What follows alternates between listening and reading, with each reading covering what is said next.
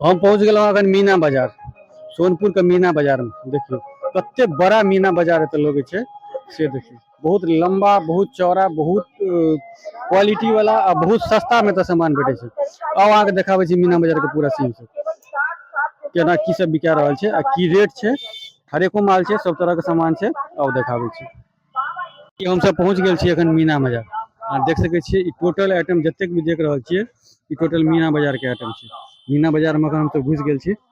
ई देखियो मीना बाजार के ई तो चूंकि ई सब सामान तो लेडीज के आइटम छे, लेकिन किछ बच्चों के खिलौना से संबंधित मीना बाजार में भेटैया जे हम अहाँ के देखाबे जा रहल छी। ई सब टोटल जे छे से बच्चा के आइटम छे। अहाँ देख सके छिए सब सामान एत मीना बाजार में अहाँ के भेट जायत। एगो झूलो छे अगर बच्चा तच्चा छोट छिन लग आयल छी त अहाँ झूलो झुला सके छी। इमहर देखियो रिंग छे, हर तरह के रिंग एत अहाँ के भेटत। ओमे नाम लिखा सके छी अपन जे भी लिखेबाक ये। इमहर देखियो इमहर अथी सब छे, इमहर चूड़ी के दुकान छे। इंसा कंगना स्टोर देखियो कते सुंदर सुंदर चूड़ी सब भेट रहल। देख सके छी चूड़ी बाजार के सीन छे। देखियो कते बढ़िया बढ़िया चूड़ी सब भेटे छे एत। देख सके छी ई पूरा हम अखन जे छे से मीना बाजार में घुस गेल छी। मीना बाजार के सीन छिए। आओ अहाँ के पूरा घुमाबै छी मीना बाजार। इमहर देखियो इमहर की सब भेट रहल छे।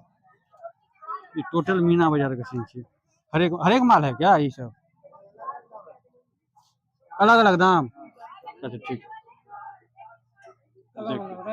अलग अलग रेट छे, जैसा सामान वैसा दाम से व्यवस्था छे एत। देखियो बच्चा सब के बंदूक तंदूक सेहो भेटे छे। कते के ये बंदूक यो? 60 रुपया। ई 60 टका में बंदूक द रहल छे। इमहर देखियो पूरा मीने बाजार छे पूरा। इमहर अहाँ के पूरा मीने बाजार छे।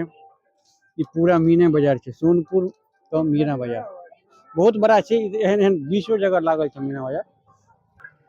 ओइ सब में देखियो ई पूरा मीने बाजार के सीन छे।